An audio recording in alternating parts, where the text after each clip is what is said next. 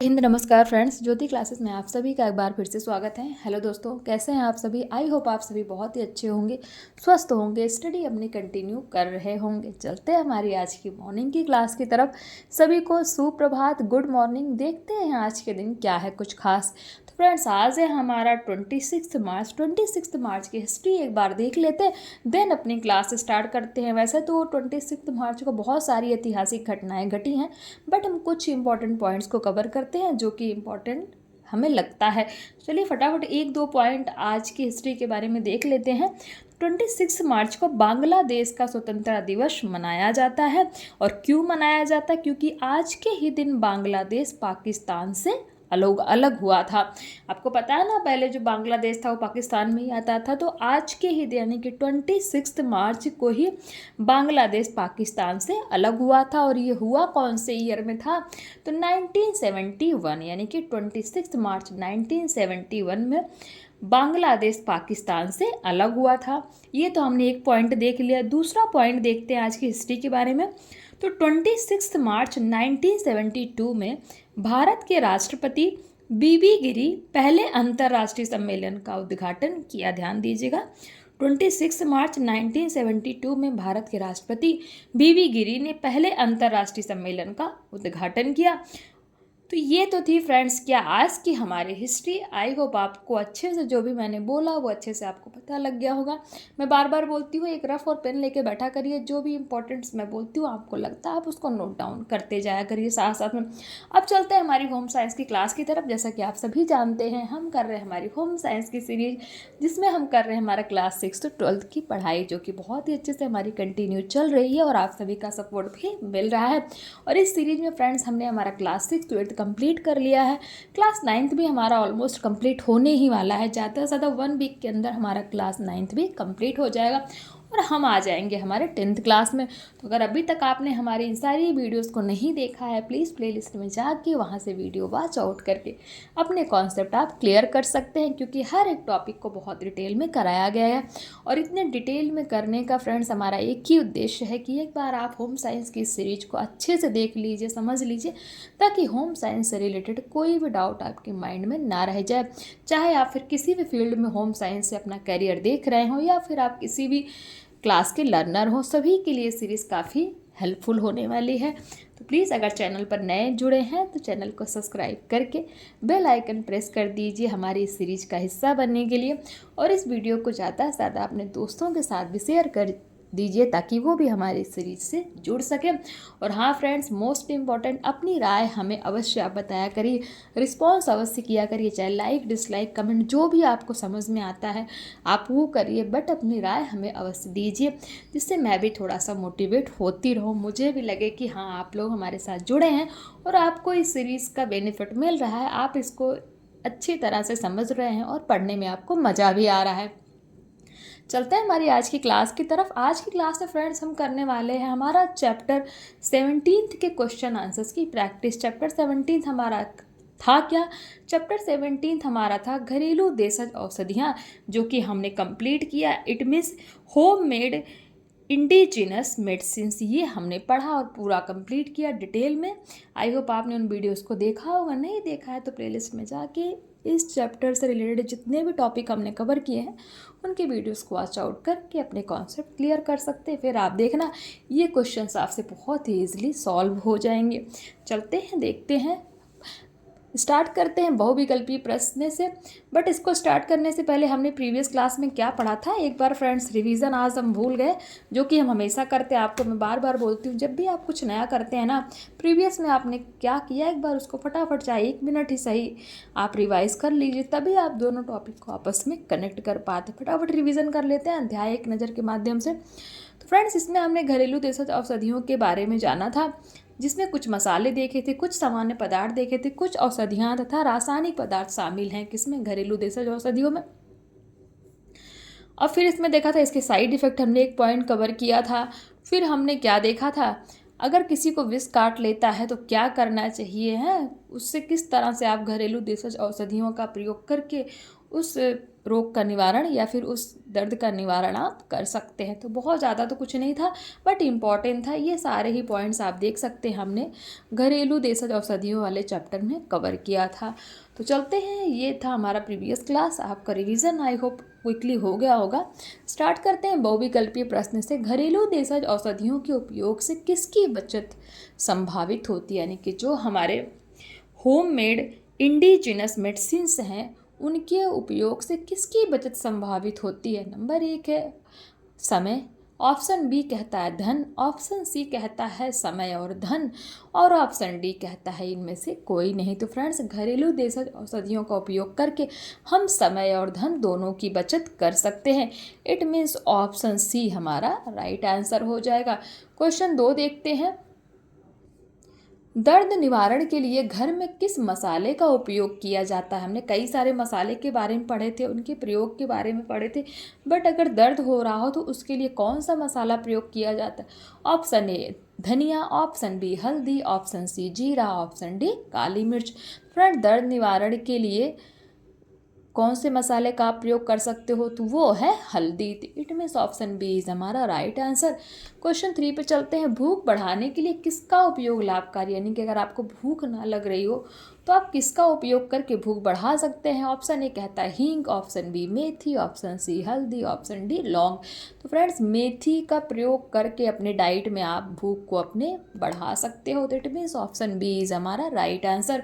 Question 4 देखते हैं क्या कहता है। निम्नलिखित देशज औषधियों में से कौन सा मसाला नहीं है। कुछ ही औषधियाँ दे रखी हैं, उसमें आपको पूछा गया है कि इनमें से मसाला क्या नहीं है। ऑप्शन ए जीरा, ऑप्शन बी हींग, ऑप्शन सी लौंग एंड ऑप्शन डी फिटकरी। तो जीरा भी मसाला है, हींग भी है, लौंग भी है, तो ऑप्शन डी यानी कि फिटकरी। फिटकरी हमारा मसाला नहीं है। It means option D is right answer. Question 5 देखते हैं। सौंफ का उपयोग किस रोग के उपचार में लाभकारी होता है। सौंफ आप सभी को पता है, तो बताइए सौंफ का उपयोग किस रोग के उपचार में लाभकारी होता है। ऑप्शन ए है हमारा खूनी पेचिस, यानी कि पेचिस में खून आ रहा हो, option B pneumonia, option C जुकाम, ऑप्शन डी कृमि रोग। तो फ्रेंड, जो सौंफ होता है ना वो खूनी पेचिस में फ़ायदा करता है, यानी कि इसको पेचिस के साथ खून निकल रहा हो, ब्लीडिंग हो रही हो, उसमें सौंफ बहुत फ़ायदा करता है। वो क्या करता है, पेट को ठंडा करता है, जिससे लीवर को थोड़ा आराम होता है और उसकी वजह से जो है खूनी पेचिस का में काफ़ी फ़ायदा मिलता है। तो क्वेश्चन 6 देख लेते हैं। फिटकरी किसके लिए अधिक उपयोगी। फिटकरी आप सभी जानते हैं, फिटकरी किस चीज़ के लिए अधिक उपयोगी है। ऑप्शन ए कहता है रक्तस्राव रोकने के लिए, ऑप्शन बी कहता है बुखार में, ऑप्शन सी निद्रा दूर करने में, ऑप्शन डी खांसी में। फ्रेंड्स, फिटकरी क्या है, जब ज़्यादा कहीं ब्लीडिंग हो रही, रुक ना रही हो ना, तो फिटकरी लगाने से रक्तस्राव रोका जा सकता है, यानी कि रक्तस्राव रोकने के लिए। It means option A is हमारा राइट आंसर। क्वेश्चन 7 पे चलते हैं। पैरासीटामॉल का उपयोग किसमें होता है। आप सभी पैरासीटामॉल से परिचित हैं। ऑप्शन ए है बुखार, ऑप्शन बी दर्द, ऑप्शन सी कीटनाशक, ऑप्शन डी घाव के लिए। तो फ्रेंड्स, जैसे आप सभी को पता है पैरासीटामॉल का उपयोग मेनली बुखार में किया जाता है। क्वेश्चन 8 देखते हैं। निम्न में से किसका उपयोग पेट गैस के निवारण में अधिक लाभकारी होता है, यानी कि पेट में अगर एसिडिटी बन गई तो इनमें से कौन सा ऐसा जो है पदार्थ है जिसका आप उपयोग करके पेट गैस निवारण कर सकते हैं। ऑप्शन ए है जायफल, ऑप्शन बी है हरण, ऑप्शन सी है सौंठ, ऑप्शन डी है शहद। तो फ्रेंड्स, हरड़ जो होती है ना, हर्रे बहुत लोग इसको बोलते हैं, इसका प्रयोग पेट की गैस के निवारण में, यानी कि पेट की गैस में अगर दर्द, पेट में गैस बन गया हो, दर्द हो रहा, तो उसमें काफ़ी हेल्पफुल होता है क्या, हमारा हरड़। तो ऑप्शन बी इज हमारा राइट आंसर। क्वेश्चन 9 देखते हैं। लू लगने पर पीड़ित व्यक्ति को क्या खिलाते हैं। अगर किसी को लू लग गया है तो क्या खिलाना चाहिए। ऑप्शन ए कहता है कच्चे आम को पकाकर, ऑप्शन बी छुहारे की गुठली, ऑप्शन सी किशमिश, ऑप्शन डी काली मिर्च या शहद। तो फ्रेंड्स, लू लगने पर क्या करना चाहिए, कच्चे आम को पकाकर खिलाना चाहिए। तो ऑप्शन ए इज हमारा राइट आंसर। क्वेश्चन 10 देख लेते हैं। निम्न में से कौन सा जलन उत्पन्न करने वाला विष, यानी कि कौन सा ऐसा विष है जिससे जलन उत्पन्न होता है। ऑप्शन ए पारा, ऑप्शन बी गंधक, option C ammonia, option D अफीम। तो फ्रेंड्स, जलन उत्पन्न करने वाला जो विष है वो क्या है, हमारा ammonia. Ammonia, it means option C is हमारा राइट आंसर। क्वेश्चन 11 देखते हैं। अम्ल तथा क्षार के उपयोग के क्या लक्षण है। ऑप्शन ए कहता है जलन, ऑप्शन बी पीड़ा, ऑप्शन सी नींद, ऑप्शन डी बेचैनी। तो फ्रेंड्स, अम्ल तथा क्षार के उपयोग के क्या लक्षण हैं? अगर अम्ल या क्षार का आप प्रयोग करते हैं तो उससे क्या होती है? जलन होती है। तो ऑप्शन ए इज हमारा राइट आंसर। क्वेश्चन 12 देखते हैं, नींद लाने वाला विष कौन सा है?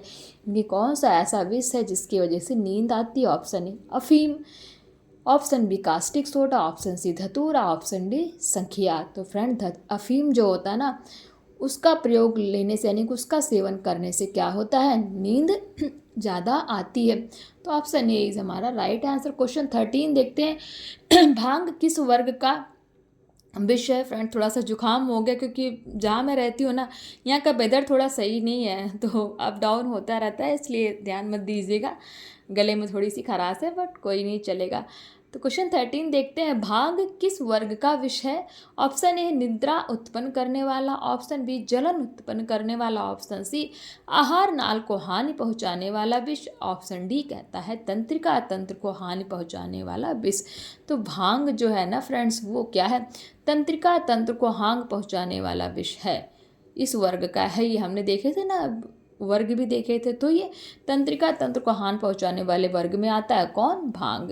तो ऑप्शन डी इज हमारा राइट आंसर। क्वेश्चन 14 देखते हैं, निम्न में से कौन सा निद्रा उत्पन्न करने वाला विष नहीं है? यानी कि सभी में से कौन सा ऐसा विष है जिसको लेने से, जिसका सेवन करने से नींद नहीं आती? ये मैं बार बार कहती हूँ कि नहीं पे फोकस किया करिए, क्योंकि हम नहीं को ध्यान नहीं देते और आता हुआ भी क्वेश्चन हम रॉन्ग कर देते हैं। तो प्लीज़ नहीं को ध्यान से क्वेश्चन पढ़ा करिए, 1 2 3 बार क्वेश्चन पढ़िए, तब आप किसी आंसर पे जाइए। वरना ऐसे ही नहीं कि हवा में क्वेश्चन पढ़ लिया और पता ही नहीं कि क्या क्वेश्चन पूछा और कोई भी आंसर टिक करके आ गए। तो कई बार ऐसा होता है ना कि हम ध्यान नहीं देते, लापरवाही कर देते हैं और हम रॉन्ग आंसर टिक कर देते हैं, तो आता हुआ भी क्वेश्चन हमारा गलत हो जाता है। समझ सकते हैं आप मैं क्या कह रही हूँ? ध्यान दीजिए, निम्न में से कौन सा निद्रा उत्पन्न करने वाला विष नहीं है? ऑप्शन ए कहता अफीम, अफीम हमने पढ़ा, अफीम से नींद आती है। ऑप्शन बी कहता मार्फिन, ऑप्शन सी धतूरा, ऑप्शन डी डाइजेपाम। तो फ्रेंड्स, जो धतूरा है ना उसका सेवन करने से नींद नहीं आती है। तो ऑप्शन सी इज हमारा राइट आंसर। ये तो था हमारा बहुविकल्पी। अब देख लेते हैं फटाफट अति लघु उत्तरी, फटाफट देखते हैं। क्वेश्चन 1 कहता है किन्हीं 2 घरेलू औषधियों के नाम बताइए। हींग तथा अजवाइन, आप इसकी जगह जीरा भी लिख सकते हैं, लौंग भी लिख सकते हैं, क्योंकि हमने बहुत सारे मसाले पढ़े हैं। मैं क्या बोलती हूँ कि ये जो क्वेश्चंस मैं कराती हूँ ना विद आंसर, ये आपको एज अ फॉर्मेट के रूप में देती हूँ। मेरा बिल्कुल उद्देश्य नहीं है कि आपको मैं क्वेश्चन के साथ आंसर भी प्रोवाइड वैसे कराऊँ, क्योंकि मैं चाहती हूँ कि आप क्वेश्चन देखिए, पहले वीडियो देखिए, देन क्वेश्चन पढ़िए, उसको आप सॉल्व कीजिए, कि वो क्वेश्चन आपसे सॉल्व होना चाहिए, ना कि मुझसे। क्योंकि अगर मैं ही सॉल्व करके दे दूंगी तो कोई मीनिंग नहीं। तो इसीलिए ध्यान दीजिए, इन्होंने हींग तथा अजवाइन तो लिख रखा, लेकिन हमने बहुत सारे मसाले पढ़े ना, लौंग पढ़ा है, काली मिर्च पढ़ा है, जीरा पढ़ा है, मेथी पढ़ा, ऐसे बहुत सारे, यानी कम से कम 30 अप्रॉक्स हमने मसालों के बारे में पढ़ा। तो आप कुछ भी लिख सकते हैं। क्वेश्चन 2 कहता है सोंठ का उपयोग किसके लिए लाभकारी होता है? तो यह वायु संबंधित रोगों के लिए लाभकारी होता है। क्वेश्चन 3 करता है हल्दी के विभिन्न उपयोग के कार्य बताइए। बताइए फटाफट, कई सारे हमने उपयोग पढ़े ना हल्दी के। तो यहाँ पे देखते हैं, हल्दी रक्त को शुद्ध करने व त्वचा को साफ करने के लिए लाभकारी है। क्वेश्चन 4 कहता है राई का एक उपयोग बताइए। राई का कोई एक उपयोग बताइए। मिर्गी के रोगी को पीसी हुई राई सुखाने से मूर्छा दूर होती है, यानी कि जिसको एपिलेप्सी होती है उसको राई का पाउडर सुंघाने से क्या होता है? उसकी मूर्छा यानी कि बेहोशी दूर होती है। क्वेश्चन 5 तुलसी किस प्रकार उपयोगी है? तो आंसर हो जाएगा सर्दी जुकाम तथा बुखार में इसका उपयोग लाभकारी होता है। किसका? तुलसी का। क्वेश्चन 6 देखते हैं जल को साफ करने दवा का उपयोग होता है। ध्यान दीजिए, जल को साफ करने वाली दवा का उपयोग होता है। कौन सी दवा का? तो आंसर हो जाएगा पोटेशियम परमैंगनेट या लाल दवा जल को साफ करने के लिए उपयोग होती है। यानी कि अगर पानी गंदा हो गया है उसको साफ करने के लिए किस दवा का प्रयोग होता है? तो पोटेशियम परमैंगनेट, और पोटेशियम परमैंगनेट को लाल दवा भी कहा जाता है। तो इसको डाल करके 2-4 बूंदे डाल दीजिए पोटेशियम परमैंगनेट की या लाल दवा की, तो उससे जल क्या हो जाता है? जल साफ हो जाता है। क्वेश्चन 7 देखते हैं उल्टी दस्त की घरेलू देशज औषधियों कौन सी? यानी कि किसी को उल्टी दस्त हो रही है तो घरेलू देशज औषधियों का प्रयोग करके कैसे उसको रोका जा सकता है? आंसर है हरा धनिया, पुदीना एवं सौंफ को समान मात्रा में पीस कर चटनी बनाकर उसमें सेंधा नमक मिलाकर रोगी को चटाना चाहिए। इससे क्या होगा? उल्टी दस्त से आराम मिलेगा। क्वेश्चन 8 देख लेते हैं, जले हुए घाव पर क्या लगाना लाभकारी होता है। आंसर है जले हुए घाव पर नारियल का तेल और बरनाल लगाना लाभकारी होता है।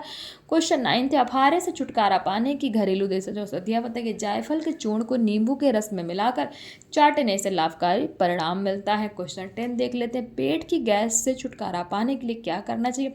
इससे छुटकारा पाने के लिए छोटी हरड़ को चूसना काफ़ी गुणकारी होता है। तो छोटी हरड़ को चूसना काफ़ी गुणकारी होता है किस रोग में, अगर पेट में गैस बन गई है। तो ये उसका आंसर हो जाएगा।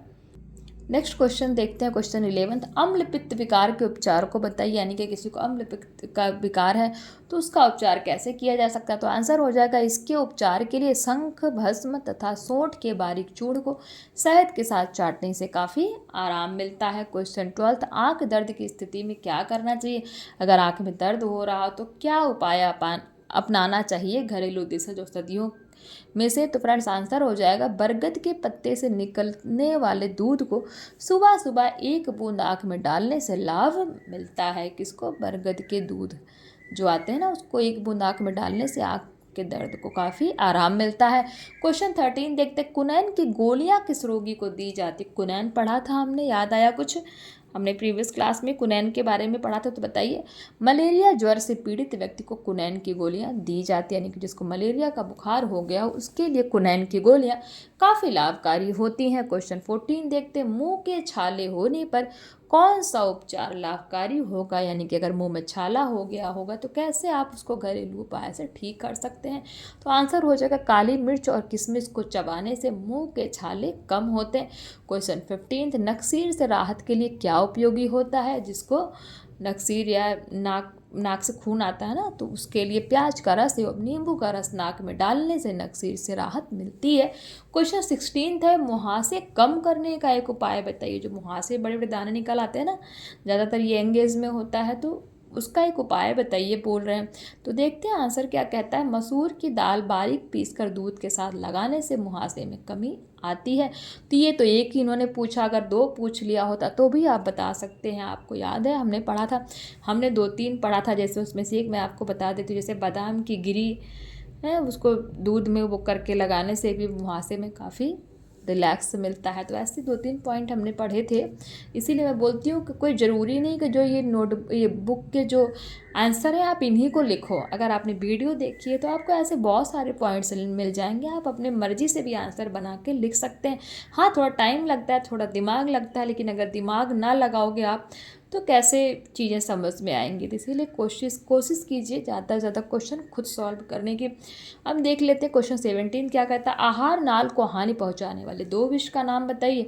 आंसर हो जाएगा, आहार नाल को हानि पहुंचाने वाले 2 विष सांखिया और पारा है। ध्यान दीजिए, आहार नाल को पहुंचाने वाले 2 विष सांखिया और पारा है।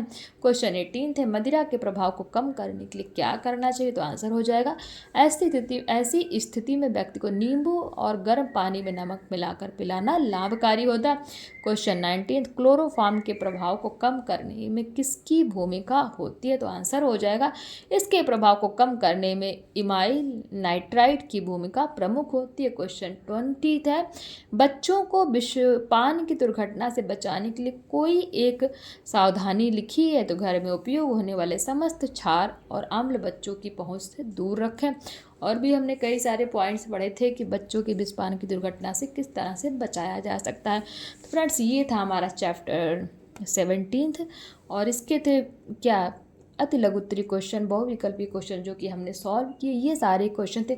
आप ये मत सोचिए कि जितना ये बुक में है बस इतने ही क्वेश्चन हमने सॉल्व करने हैं और हो गए। नहीं फ्रेंड्स, मैं तो ये बुक का करा रही हूँ कि बुक में आप जो पढ़ रहे हो ये क्वेश्चन इसीलिए है कि आपको ये पता लगे कि आपके कॉन्सेप्ट क्लियर हो रहे हैं कि नहीं हो रहे। एक बार जब हमारी ये बुक सारी कंप्लीट हो जाएगी ना, 12th क्लास तक हम पढ़ लेंगे, उसके बाद मैं फ्रेंड्स हर एक क्लास से जितने भी चैप्टर हैं सब चैप्टर से क्वेश्चन आपसे खुद मैं बना के आपको क्वेश्चन करवाऊंगी। वो बहुत सारे क्वेश्चंस हैं।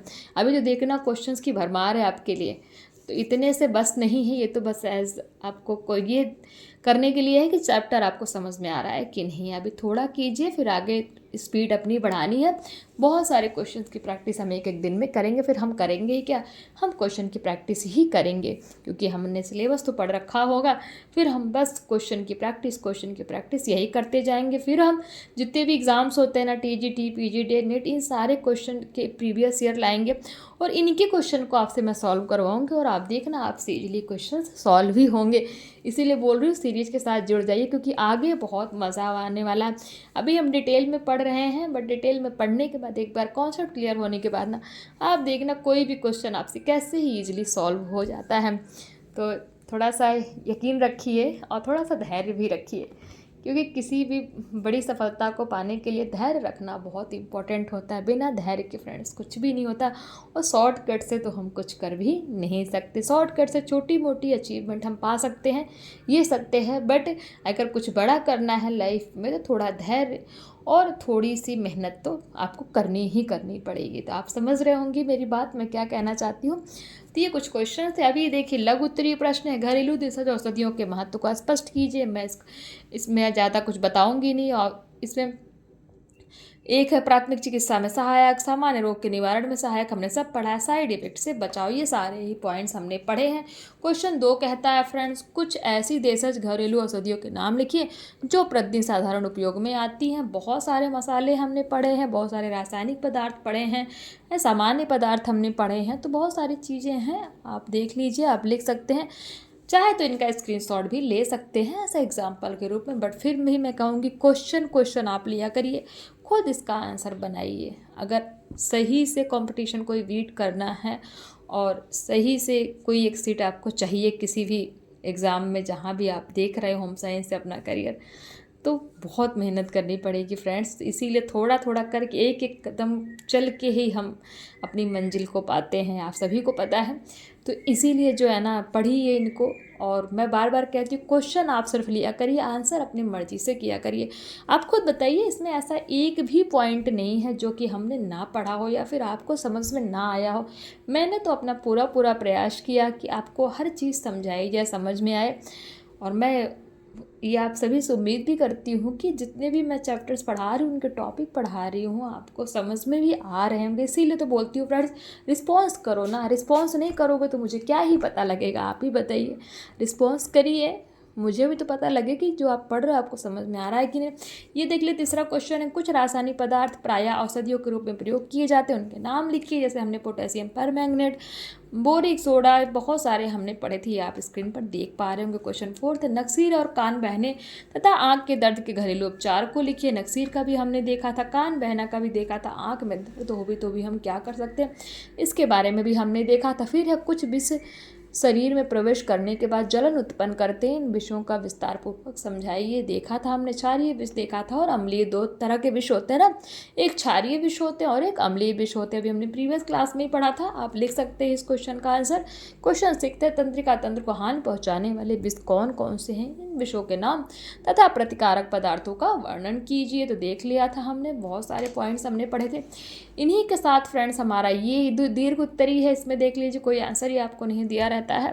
इसीलिए मैं बोलती हूँ क्वेश्चन का आप स्क्रीनशॉट ले लिया करिए, आंसर खुद बनाया करिए। इसीलिए मैं पहले लघु उत्तरी आपको बोल के कराती थी, इसीलिए मैं बोलती नहीं हूँ। क्वेश्चन आप ले लीजिए, आंसर आप खुद करिए। कुछ तो खुद करिए ना, थोड़ा करिए, फिर आगे चल के हम जब क्वेश्चन आंसर्स की प्रैक्टिस ही हमारा सिलेबस खत्म होने के बाद हम करेंगे ना, देन आपको आंसर नहीं दिखेगा, सिर्फ क्वेश्चन दिखेगा ऑप्शन में, जैसे एग्ज़ाम में आता है। एकदम एग्ज़ाम वाली फीलिंग आपको आने वाली है। तो उस तरह करेंगे तब आपको पता लगेगा कि मुझे भी कि हाँ देखा, आपको कितना समझ में आ रहा है, कितना नहीं आ रहा। तो इसी के साथ फ्रेंड्स हमारा ये chapter 17 with question answers complete होता है। आई होप आज की क्लास आपको अच्छी लगी हो, कॉन्सेप्ट समझ में आया हो, और कॉन्सेप्ट के साथ साथ जो मैंने थोड़े बहुत और भी पॉइंट्स बोले हैं अपनी पढ़ाई से रिलेटेड, वो भी आपने हमारी बात को समझी होगी कि मैंने किस उद्देश्य से उन सभी बातों को बोला है। तो प्लीज़ इन सब चीज़ों का ध्यान रखिए। आपको फिर मैं बता रही हूँ, कुछ बड़ा करना है लाइफ में तो थोड़ा धैर्य और मेहनत दोनों ही आपको करनी पड़ेगी। क्योंकि इसके बिना कुछ नहीं हो सकता। हाँ, छोटी मोटी अचीवमेंट पानी है तो शॉर्टकट करके आप उसको अचीव कर सकते हैं। आप सभी समझ रहे हैं। तो आज की क्लास बस यहीं तक। आई होप आपको ये क्लास अच्छी लगी हो। मिलते हैं हमारी नेक्स्ट क्लास में। तब तक के लिए जय हिंद, नमस्कार। हंसते रहिए, मुस्कुराते रहिए और एक दूसरे की हेल्प करते रहिए। फ्रेंड्स, आते जाते हैं ना, चैनल को सब्सक्राइब करके बेल आइकन प्रेस करके अवश्य जाइए हमारी इस सीरीज़ के साथ जुड़ने के लिए। धन्यवाद।